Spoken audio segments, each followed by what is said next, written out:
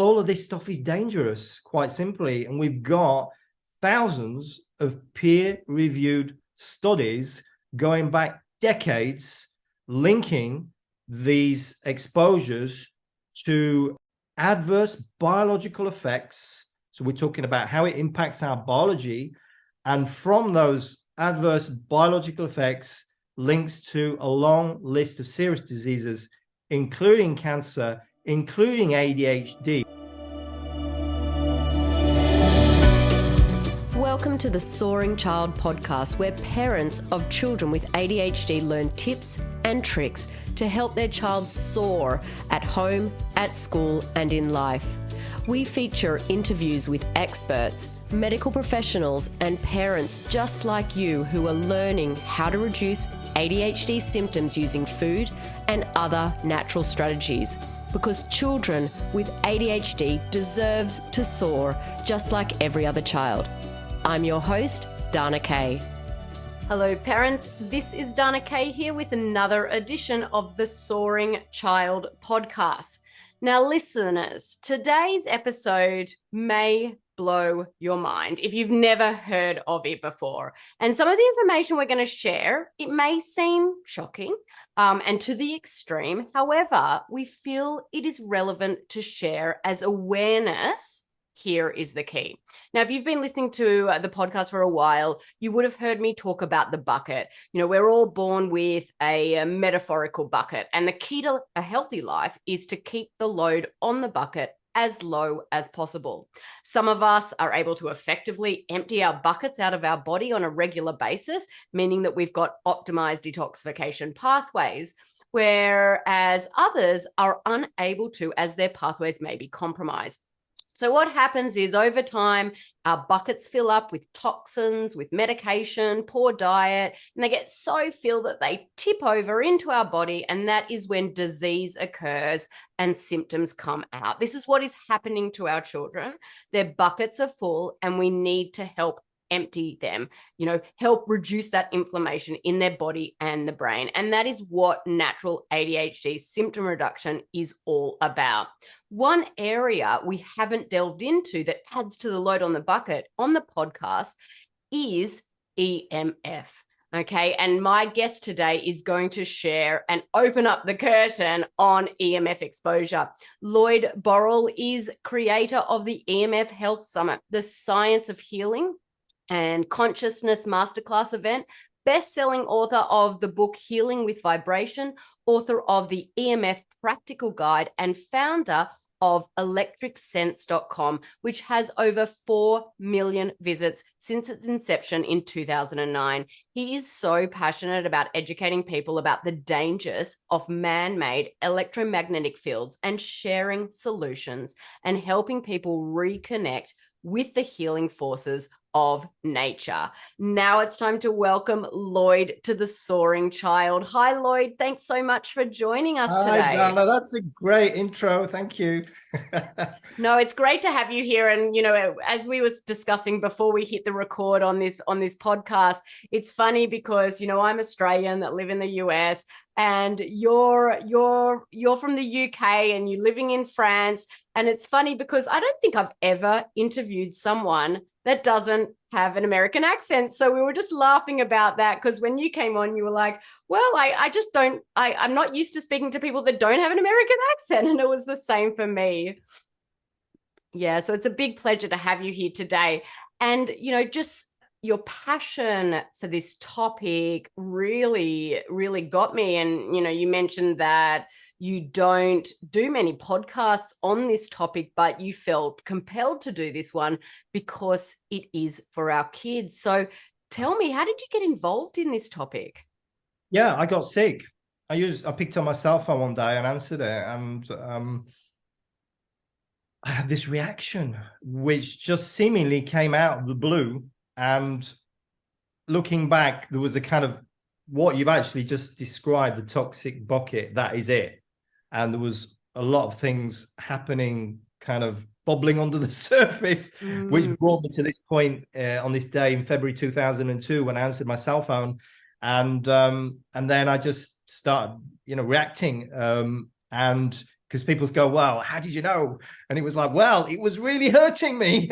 So I had these kind of immediate symptoms, which was this hot head. I'm sure people have experienced this prickly, tingling sensation, and this kind of altered spatial awareness, like keep feeling weird, almost like a day after the hangover kind of effect. Very strange. And over the course of a few telephone conversations, it just got worse, and it got really painful, like a laser beam was beaming into the side of my head, and then from there, I just like began to react to everything, like my computer, the TV, the radio in the car, even I called a landline telephone, and it was like, what do I do? Nowhere to run, nowhere to hide. And I just wanted it to go away, frankly. And I was running a rental business here in France at the time. And then I just started looking around a bit on the internet, but obviously it was 2002, the beginning of the internet, and it's not like developed, and it's not as transparent as it is today. And I was really lost, and I was just buying stuff, and it wasn't working, and I was just getting sicker and sicker.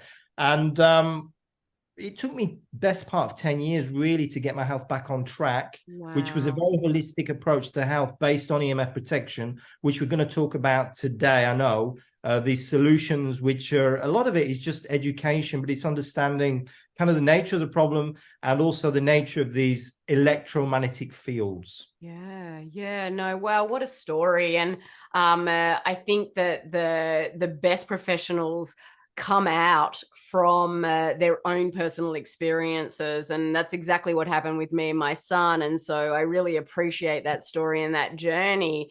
So do you want to just explain to listeners, what are EMFs?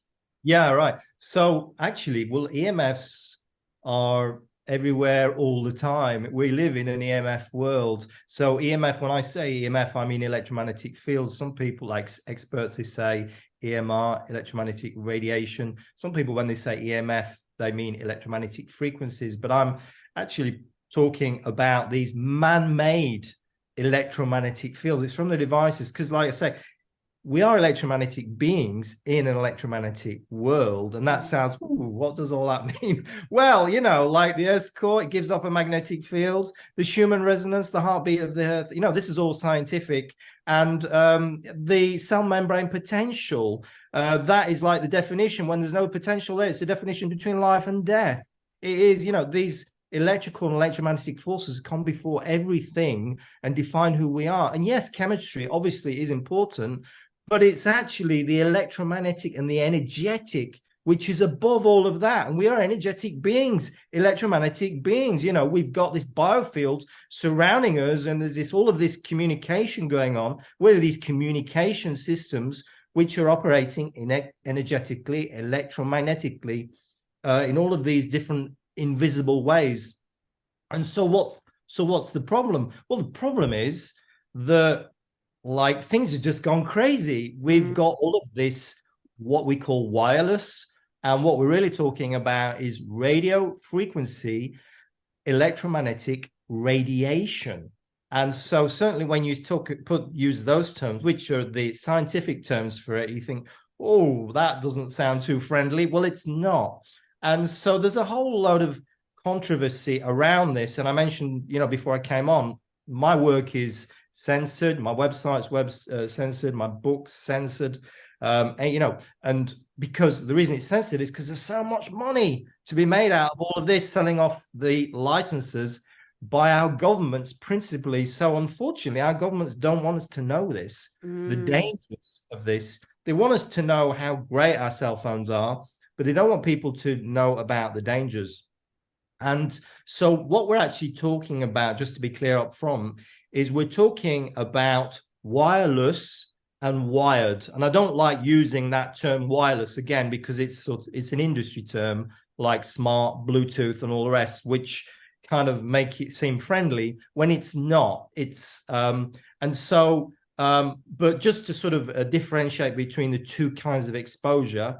And we're talking about cell phone radiation, Wi-Fi, Bluetooth, anything smart means there is radio frequency microwave radiation. And then what few people realize is that we actually have exposures from wires. And it's like, people are like, what? We can, wires are dangerous? They're giving off electricity? Well, they're giving off fields, different fields, electric fields, magnetic fields, and what we call dirty electricity, which is this kind of electro pollution, which is in all of our homes pretty much now because of all these devices which are saving energy. So that's kind of the big picture. And the kind of the why you've invited me and why I talk about this is that, well, all of this stuff is dangerous, quite simply. And we've got thousands of peer-reviewed studies going back decades linking these exposures to adverse biological effects. So we're talking about how it impacts our biology. And from those adverse biological effects, links to a long list of serious diseases, including cancer, including ADHD, which I know you want me to talk about, which I've not talked about before, which and so I'm excited to talk about this. Yeah, wow. It is mind blowing. And I mean, the fact that you've been censored really just shows that there's probably some sort of hidden truth in there that, yes, as you said, the government doesn't want you to know. I remember reading, when I was first sort of introduced to EMFs, I remembered reading about a scenario where there was a cluster of cancer cases among young children at an elementary school in California. And I don't know if you know it, and it was discussing about... It's called a La Quinta, and the cancer cases were due to dirty electricity exposures. Yeah. And it's absolutely tragic because there were deaths in teachers, multiple deaths in teachers, and in students, in kids from that school, from the wide exposures, notably, which I'm talking about. So like most people think EMFs are safe. And then those that are a bit aware, they know about maybe cell phone radiation and stuff like that. But hardly anybody knows about what you just mentioned, this dirty electricity, which is a huge problem. Yeah, no, and it's right. And I can say that, like, even even though you've been censored, there is a International Agency of Research on Cancer, the IARC, which is a committee of 27 scientists from 14 different countries working on behalf of the World Health Organization. They concluded that exposure to cell phone radiation is a possible carcinogen, and that means that it can cause cancer, and it's classified in the 2B category. And this is the same category as pesticides, lead, gasoline, engine exhaust, coal, just to name a few. And so that in itself is enough to sort of say, like, wow, this is a problem. And so, it's even WDTF. It is a huge problem. Yes. And why don't I know about it, kind of thing? Why has nobody told me about this? But there's so much going on, the COVID and the war in Ukraine and all of these things, distractions. But this is a really big topic, particularly if you're a parent.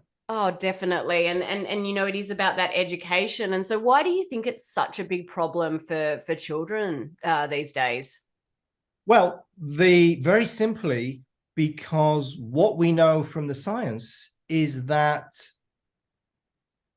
firstly, we know from the science that this is very bad, and this is a huge oversimplification, but this is very bad news for the human body. Mm-hmm. And as I say, decades of peer-reviewed science. The By Initiative report, if you want to Google that, and it's an independent group of scientists who've done, they compiled a report in 2007 looking at 40 years of research, and they've been updating it ever since. That's just one bit of science, but I mean, there's boatloads of science on this, really good science. And so that's kind of the starting point. And again, the science is talking about the adverse biological effects. That doesn't mean anything to anybody. But when you start saying, cancer, Parkinson's, Alzheimer's, and what we're talking about today, with regard to children, notably leukemia, That's a big one, which we've known about for 50 years, and this is related to electrical wiring as well. So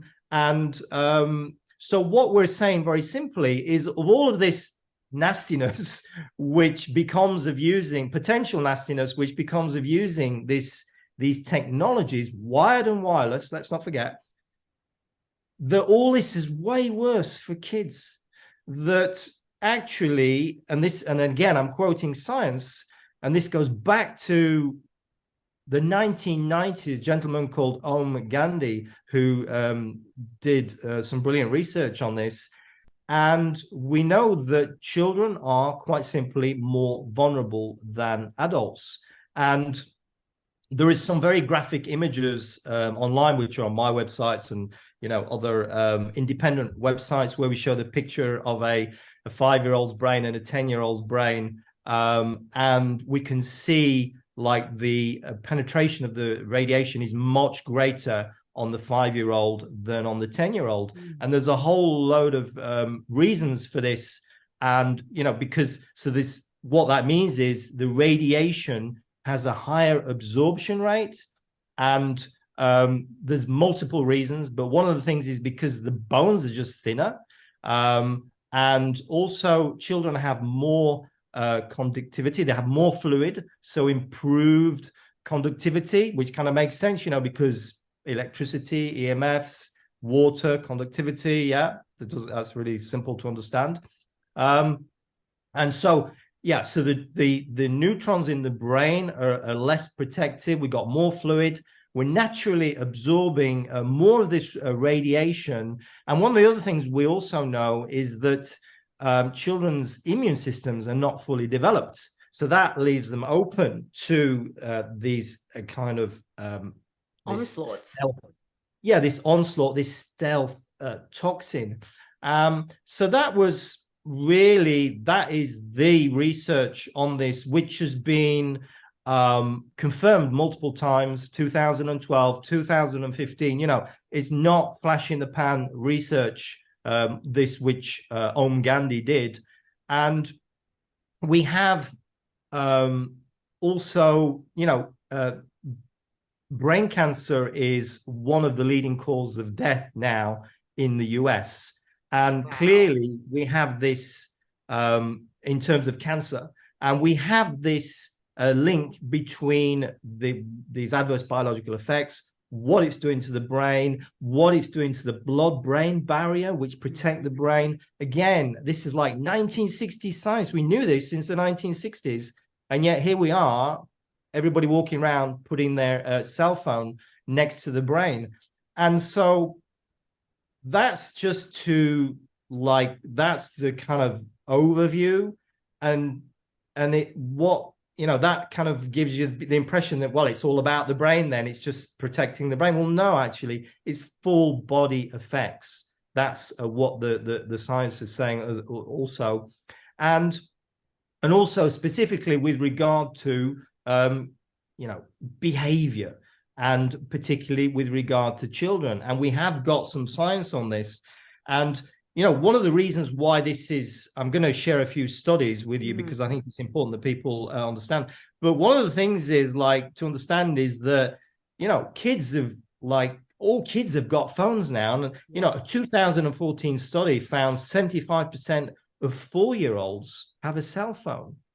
I don't, because I'm a little bit older and my kids are big, but we tend to forget that it's very small children that are using these phones without, the parents having a second thought to what they're doing to their child. But also, I will say to that, when we grew up, we didn't have a cell phone. My first cell phone was in my 20s. And so, my brain was developed, my, body was developed. So we look at that difference now, and wow, 75%, that's huge. That's 75% for 4-year-olds. And, we also know that they're using them. Not only have they got them, they're using them a lot. Mm-hmm. And we've got other research which is showing that in the US on average, kids are exposed to screens 7 hours a day, on average, 7 hours a day. So And then with regard to, what all that is doing, well, it's doing many things, as I said.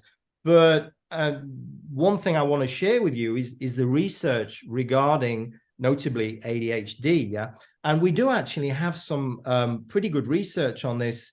And the biggest study we've got, it's actually two studies, Danish studies going back to around 2012, which documented an association between cell phone use by the mother and ADHD in children. And they looked at two groups, and there was 13,000 kids in one group, 29,000 kids in the other. And what they found was very simply that if a mother talked on a cell phone while pregnant, she had a 50% higher risk of ADHD in their child. 50% higher risk. I mean, this is just mind-blowing. Did they talk about how long the mother had to use the cell phone for? So this was a study. It was done over a number of years. Yeah. And it's a Danish study. And I can give you, if you want to include this in the show notes. Yes, I would love to. Give you the link to the study. And the other thing they shared was if the mother kept the phone on continuously, like when you've got it in your pocket, for instance, yep. and that's in your biofield. Yes. And obviously, if you're carrying your kid, yes. If you're pregnant, then they're exposed to it. Then the increased risk was 100% higher, 100% higher. So that's the biggest study we have. And then there's a lot of studies. There is a lot on this, not thousands, but really enough for people to take up and to take notice of this.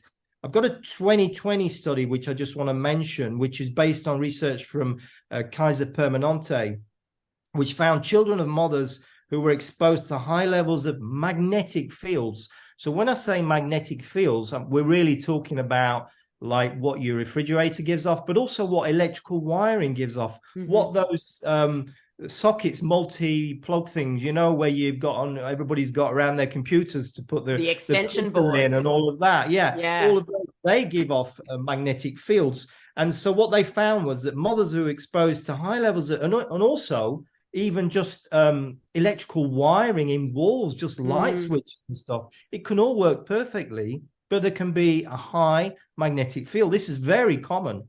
So children of mothers who are exposed to high levels of magnetic fields during pregnancy had more than twice the risk of ADHD compared with children whose mothers were exposed to lower levels during pregnancy. So that's this 2020 study.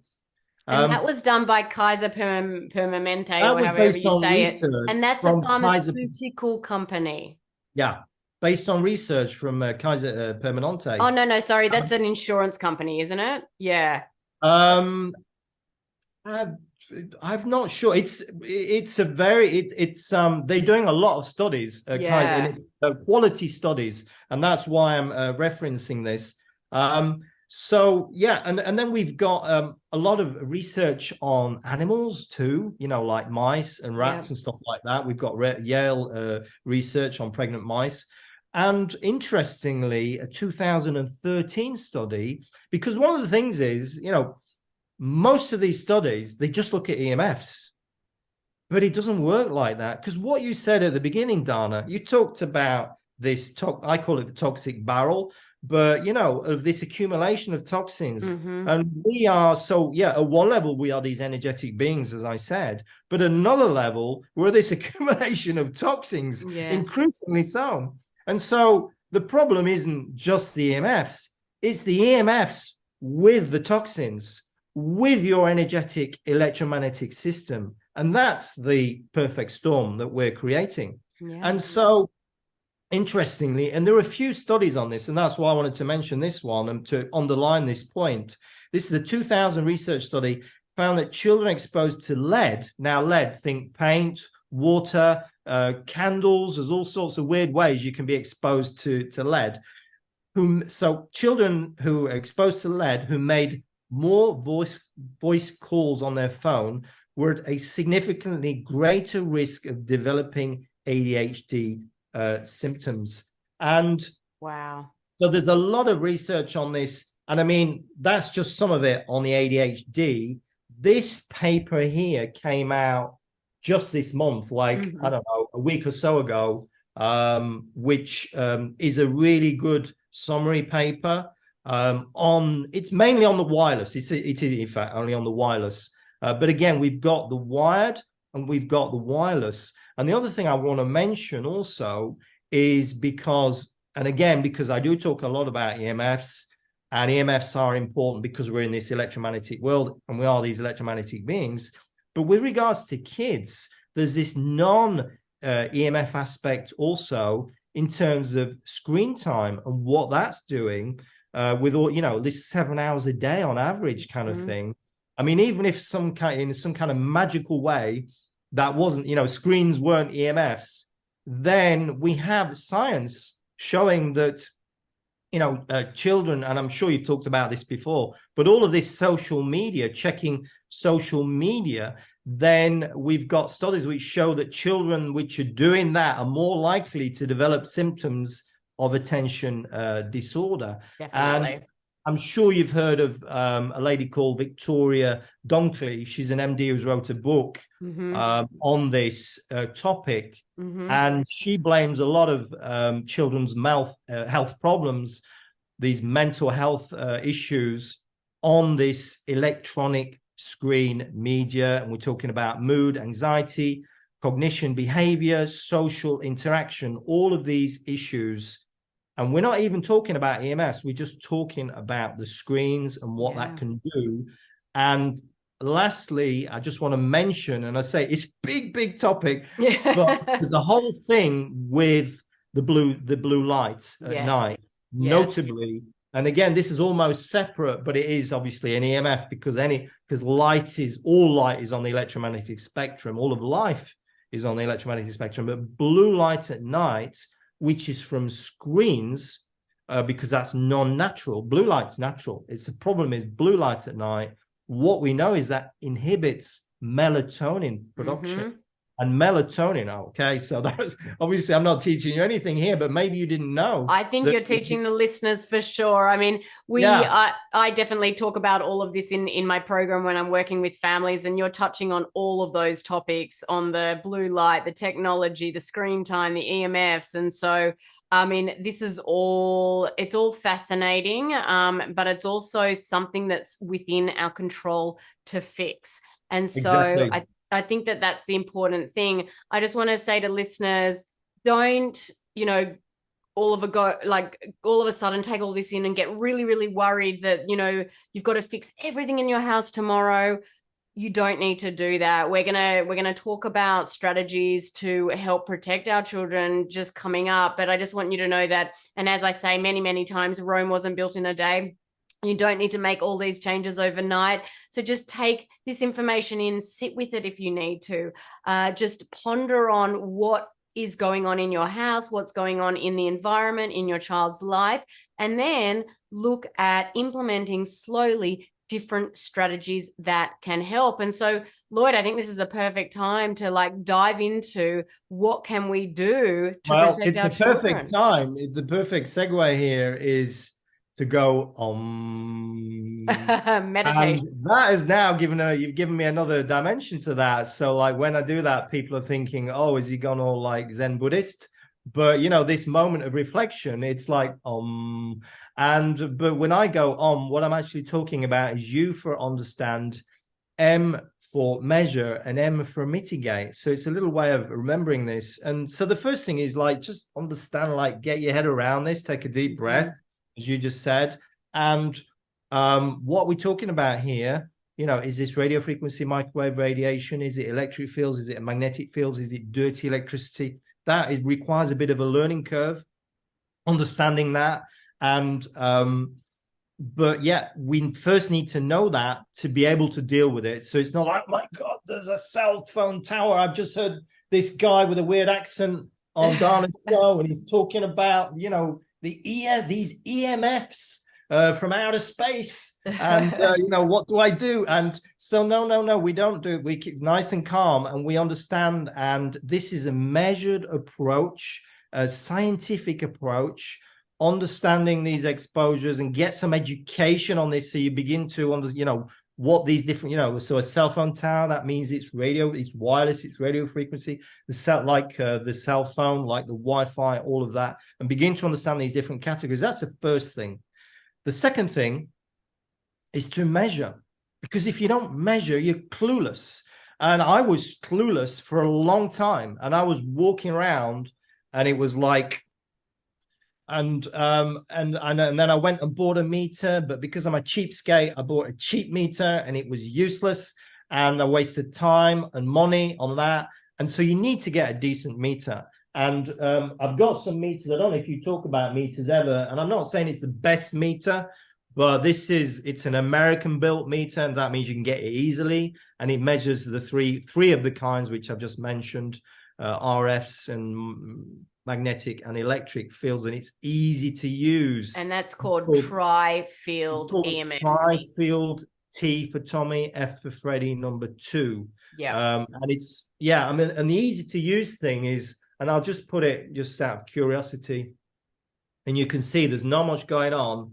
But if I was to switch my cell phone on, then it'd get excited. Wow. So for those that are just listening and not viewing, we can see that there's literally 0.0010, just really, really low vibrations going on. But I would love for you to turn your cell phone on so we can see what number that goes up to when. Oh, wow.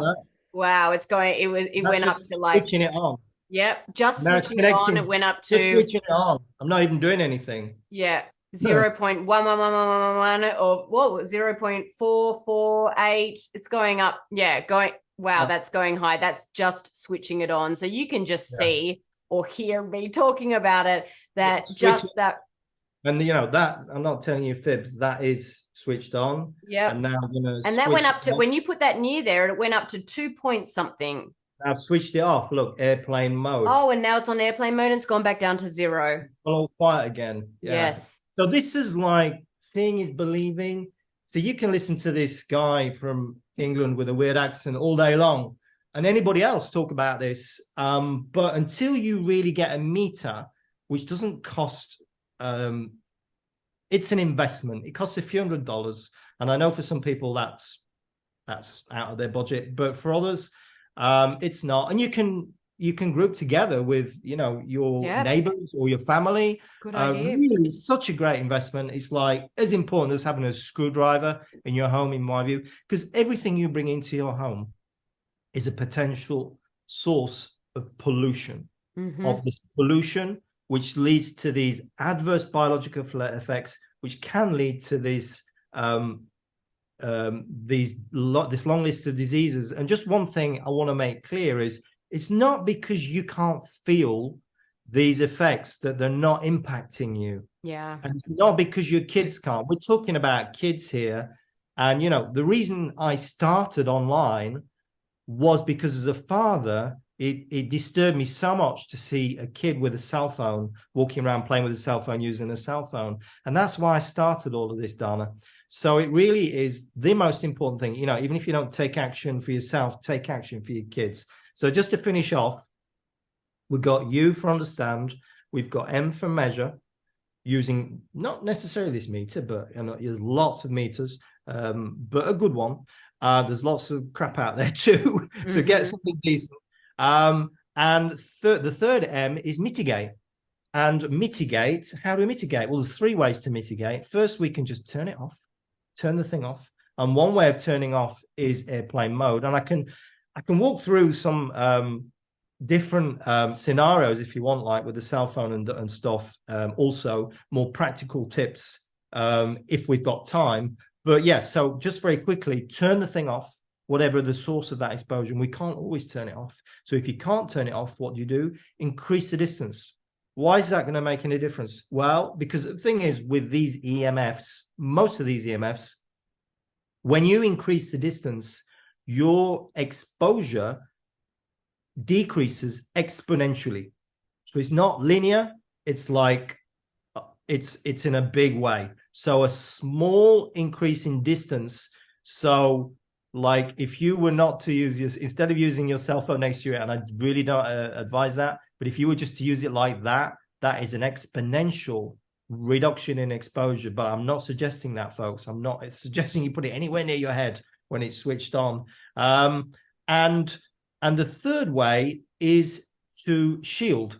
And so the shielding, I talk about this like with my advanced group, and shielding is always a last resort.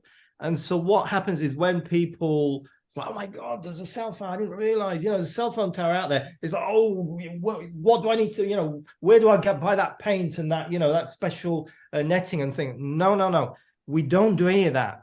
We understand what it is we're dealing with. We measure.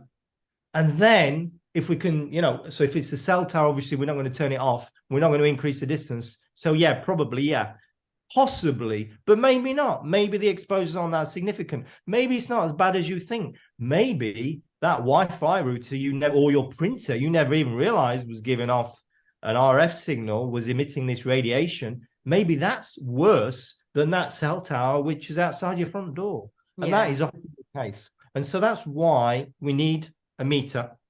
And not today, as you say, necessarily. But if we're going to deal with this properly, we need to understand, measure, and mitigate. I love all those techniques, and I love that analogy, or the summary of the OM, because I think that's really, really easy to remember. My mind is racing right now, and the one thing I think that I would love you to touch on is Wi-Fi internet. Like our house is full of Wi-Fi internet. And so it's unavoidable, obviously working from home when you've got an online business. And so are there any tips? Here's the thing, Dana. It's not. I work from home with an online business. And, we've got these things called wires. And so I have a home with a lot of wires. Actually, it's way tinier now, and we got some organization going on.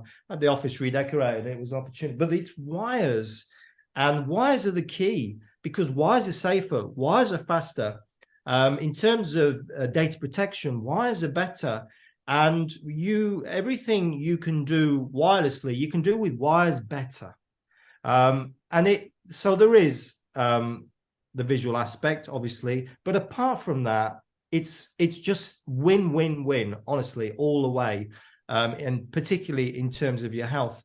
And with there are so many ways to go about this, but the recommended way is an Ethernet cable, is an Ethernet connection.